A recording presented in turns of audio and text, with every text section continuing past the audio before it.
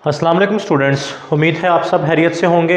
और जैसा कि आप लोग जानते हैं कि हम चैप्टर नंबर 16 को पढ़ रहे हैं और चैप्टर नंबर 16 का आज आपका लेक्चर नंबर 7 है। बहुत इंपॉर्टेंट टॉपिक बट इंतहाई आसान टॉपिक। आपने चैप्टर 16 में स्टार्ट में जो 3 टॉपिक्स पढ़े थे, AC through register, AC through capacitor और एसी थ्रू इंडक्टर। अभी टाइम आ चुका है कि हमने वो जो 3 टॉपिक्स पढ़े थे अब हम उनको 2-2 करके जोड़ते जाएंगे और अगले लेक्चर में हम इन तीनों को इकट्ठा जोड़ देंगे। तो हमारा आज का जो टॉपिक है बहुत इंपॉर्टेंट लॉन्ग क्वेश्चन है और ये है RC and RL series circuits. जैसा कि आपको नाम से पता चल रहा है कि हमने आज के लेक्चर में 2 टॉपिक्स को, 2 सर्किट्स को अंडरस्टैंड करना है। पहला जो सर्किट होगा वो आरसी सर्किट और दूसरा जो होगा वो आरएल सर्किट।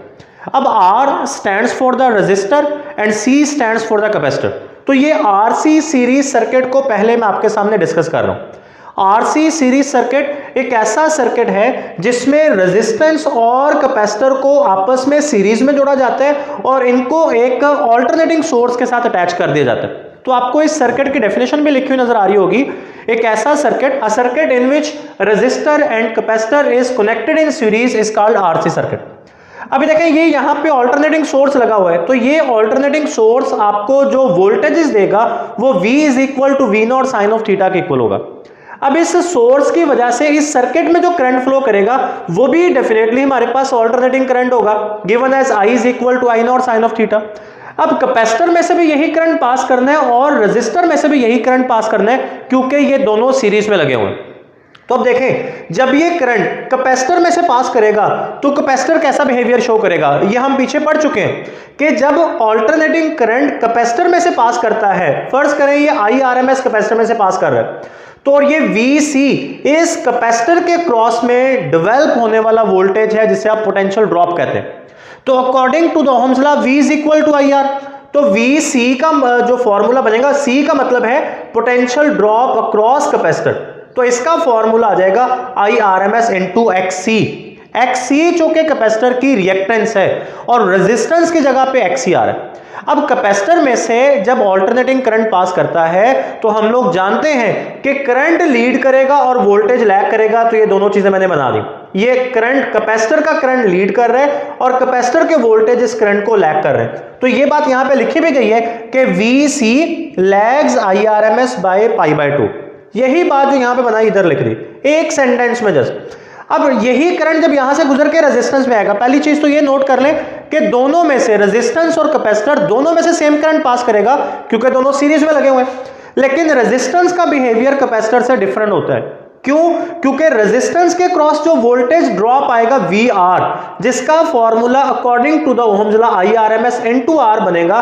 ये जो वोल्टेज ड्रॉप है और ये जो करंट है रेजिस्टेंस के केस में ये दोनों इन फेज होते हैं। ये बात हम पहले पढ़ चुके हैं, तो ये बात यहां पे लिखी गई है कि VR and IRMS are in phase. ये दोनों बातें जो आपने पीछे पहले पढ़ी हैं इनको जस्ट हमने यहां पे भी लिख लिया। अभी देखें बच्चों, ये जो हमारे अप्लाइड वोल्टेजेस हैं, एक पोटेंशियल ड्रॉप मेरे पास आ रहा है यहां पे VC, दूसरा पोटेंशियल ड्रॉप आ रहा है यहां पे VR। इन दोनों का जब मैं रिजल्टेंट लूंगा तो फिर मेरे पास अप्लाइड वोल्टेज बनेंगे। तो देखें ये यहां पे लिखा गया कि applied voltage VRMS is resultant of VR and VC given as. अब देखें VC और VR का रिजल्टेंट लेने के लिए मुझे इन दोनों को पहले वेक्टर्स की फॉर्म में रिप्रेजेंट करना जरूरी है, तभी मैं इनका रिजल्टेंट ले सकूंगा। अब देखिए, अगर मैं करंट को अपना रेफरेंस मान लूं, IRMS और ये IRMS, ये दोनों करंट सेम डायरेक्शन में है क्योंकि दो सीरीज सर्किट है तो दोनों में से सेम करंट पास कर रहा है, दोनों में से सेम डायरेक्शन में करंट जा रहा है। तो करंट को अगर मैं रेफरेंस मान लूं तो VR जो करंट की डायरेक्शन में है, मैं VR को इस तरह along the x axis draw कर लूंगा। और देखें ये VC जो के करंट को लैग कर रहा है, तो VC must lag the VR। तो ये अगर मेरे पास VR आ चुका है तो ये VC मेरे पास इस तरह से आ जाएगा। देख ले यहां पे एक बार फिर VR को रिप्रेजेंट किया गया है IRMS इंटू R और VC को रिप्रेजेंट किया गया है IRMS इंटू XC। अब ये मेरे पास वेक्टर का x कंपोनेंट है और ये y कंपोनेंट है, तो मुझे इन दोनों वेक्टर्स का यानी इन दोनों कंपोनेंट्स का रिजल्टेंट लेना है। तो मैं इस वेक्टर को यहां से उठाता हूं, यहां पे लाकर ड्रॉ कर लेता हूं और रिजल्ट देखें ये हेड टू टेल रूल से मिल गए। तो रिजल्टेंट होगा कि जी फर्स्ट वेक्टर की टेल को लास्ट वेक्टर के हेड से मिला दें, तो ये जो रिजल्टेंट आएगा ये VRMS आएगा। अब रिजल्टेंट का फॉर्मूला हमें पता है, रिजल्टेंट वेक्टर के मैग्नीट्यूड का फॉर्मूला हमें पता है, x कंपोनेंट का स्क्वायर प्लस y कंपोनेंट का स्क्वायर अंडर रूट ले ले। तो ये इसका x कंपोनेंट, ये इसका y कंपोनेंट, तो देखें VR का स्क्वायर प्लस VC का स्क्वायर अंडर रूट। अब VR की जब आप वैल्यू पुट करेंगे तो IRMS इंटू R इसका स्क्वायर आ जाएगा क्योंकि VR का स्क्वायर है। VC की वैल्यू पुट करेंगे तो IRMS इंटू XC इसका स्क्वायर आ गया और ऊपर अंडर रूट आ रहा है। दोनों में से IRMS का स्क्वायर कॉमन करके आप बाहर निकाल लें, R square plus XC square bracket में रह गया, ऊपर अंडर रूट। अब ये IRMS का स्क्वायर जो है वो इस अंडर रूट के साथ कैंसिल हो जाएगा, यानी IRMS अंडर रूट से बाहर आ गया, अंदर मेरे पास रहेगा जी R square plus XC square. इसको आप नाम दे लें इक्वेशन 1 का। तो यहां से मेरे पास जो VRMS है वो निकाला जा सकता है। अब अगर बच्चों मैं IRMS को इधर लाके डिवाइड कर लूं ना तो मेरे पास Z impedance of the circuit बन जाएगा। तो इसकी मैंने अलग से हेडिंग बना दी, इंपीडेंस। अब इंपीडेंस को ड्रॉ करने के लिए या कैलकुलेट करने के लिए मुझे इंपीडेंस डायग्राम ड्रॉ करनी होगी। अब इंपीडेंस डायग्राम इस तरह से बनेगी, जिस डायरेक्शन में VR जा रहा है आप R को उसी डायरेक्शन में कंसीडर करेंगे, जिस डायरेक्शन में VC आ रहा है आप XC को उसी डायरेक्शन में लेंगे। तो ये देखें इन दोनों का रिजल्टेंट जो होगा वो Z बनेगा। और ये जो डायग्राम बनाई गई है this is called impedance diagram of the circuit.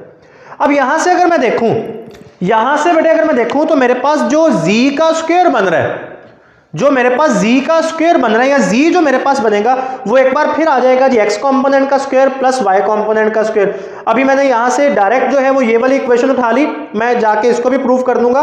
IRMS इधर आके डिवाइड हो जाएगा तो VRMS over IRMS is equal to R square plus XC square, और VRMS ओवर IRMS Z के इक्वल बनेगा। तो देखें यहां से Z R का स्क्वायर प्लस XC का स्क्वायर, तो यही चीज वापस बन रही है। तो चाहे आप यहां से बना लें, चाहे आप यहां पे वेक्टर के मैग्नीट्यूड वाला फॉर्मूला लगा लें, बात एक ही बनेगी। अब यहां पे XC जो है ये 1 ओवर ओमेगा C के इक्वल है, तो मैंने इसकी वैल्यू यहां पे पुट कर दी। अब इसके बाद बच्चों जब आपके पास Z का भी फॉर्मूला आ गया, ये वाली डायग्राम देखें, इस डायग्राम में ये अप्लाइड वोल्टेजेस हैं और ये करंट है। तो आपको नजर आ रहा है कि voltage and current are not in phase. Voltage और करंट दोनों सेम डायरेक्शन में नहीं जा रहे, दोनों इन फेज नहीं है, बल्कि जो वोल्टेज हैं वो करंट के पीछे चल रहे हैं। जो VRMS है that lags the IRMS by an angle of theta. अब वो एंगल थीटा हमारे पास कितना होगा, आप यहां से इसको अगर निकालेंगे तो यहां पे भी आप यही वाला एंगल थीटा निकाल सकते हैं। देखें theta is equal to tangent inverse y component over x component. ये पीछे चैप्टर 2 में हमने फर्स्ट ईयर की फिजिक्स में चैप्टर 2 में ये फॉर्मूला पढ़ा था, तो उसी फॉर्मूला को यूज कर रहा हूं। Tangent inverse y component over x component, y component VC है, x कंपोनेंट VR है, इनकी वैल्यूज पुट कर लें तो IRMS XC और IRMS R, IRMS आपस में कट गया तो XC ओवर R, XC की वैल्यू पुट कर लें 1 ओवर ओमेगा C, ओमेगा की मैंने डायरेक्ट वैल्यू पुट कर दी 2 पाई f, तो मेरे पास theta is equal to tangent inverse 1 over 2 pi f C, XC की वैल्यू आ गई और R साथ में वैसे ही आ गया, तो 1 over 2 pi f C R। तो ये जो एंगल है ये यहां पे भी वही एंगल बन रहा है और यहां पे भी वही एंगल बन रहा है। तो वोल्टेज और करंट के दरमियान जो फेज डिफरेंस है जो थीटा है वो आप इस इक्वेशन से फाइंड कर सकते हैं। तो जैसे आपने भी RC सर्किट किया है सेम ऐसे ही आपने RL सर्किट को भी अंडरस्टैंड कर लेना है। अब इसको भी देख लेते हैं जी स्टूडेंट्स, अभी RL सीरीज सर्किट को देख लेते हैं। एक ऐसा सर्किट जिसमें आपने रेजिस्टेंस और इंडक्टर को सीरीज में लगा दिया तो वो सर्किट हमारे पास कहलाएगा RL सीरीज सर्किट। सारा कुछ सेम रहेगा, सिर्फ यहां पे कैपेसिटर की जगह पे इंडक्टर आ चुका है। और अभी देखें जब यहां पे इंडक्टर आ गया तो आपने पहले पढ़ा था कि इंडक्टर के क्रॉस जो वोल्टेज डेवलप होगा VL, जिसका फॉर्मूला IRMS इंटू XL है। अब ये VL यानी इंडक्टर के वोल्टेज इंडक्टर में से पास करने वाले करंट को लीड करेंगे। तो ये मैंने यहां पे लिख दिया कि VL leads IRMS by pi by 2, कि अब इंडक्टर के क्रॉस जो वोल्टेज डेवलप हो रहा है वो IRMS यानी करंट को लीड कर रहा है। रेजिस्टेंस का बिहेवियर सेम रहेगा। तो अभी अप्लाइड वोल्टेज VRMS जो होंगे वो VR और VL के रिजल्टेंट के इक्वल होंगे।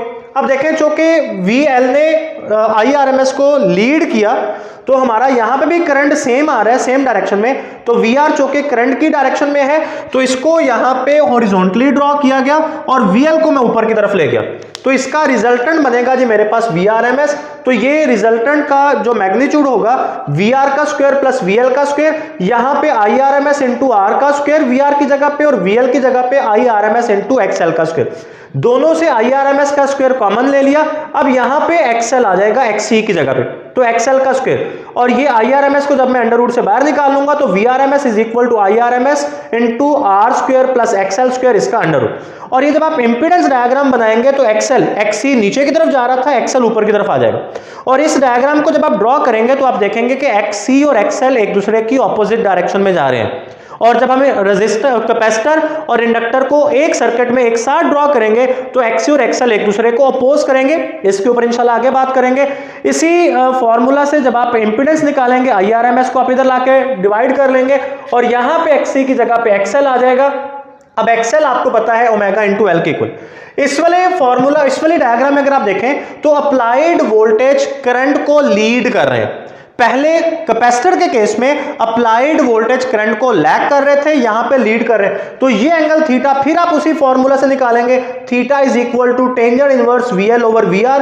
VL और VR की वैल्यूज पुट कर लेंगे, IRMS कट जाएगा तो XL ओवर R। अब XL की वैल्यू ऊपर आ जाएगी 2πfL और नीचे R आ जाएगा। तो सेम जैसे आपने रेजिस्टेंस और कैपेसिटर का बिहेवियर देखा था, ये भी सेम है। और उम्मीद है आपको ये टॉपिक समझ आ गया होगा। बहुत इंपॉर्टेंट लॉन्ग क्वेश्चन है, आप इसको अच्छे से लर्न करके और इसको एज अ लॉन्ग क्वेश्चन लिख के आप ये मुझे सेंड करेंगे। और अगले लेक्चर तक के लिए इजाजत दीजिए। अल्लाह हाफिज।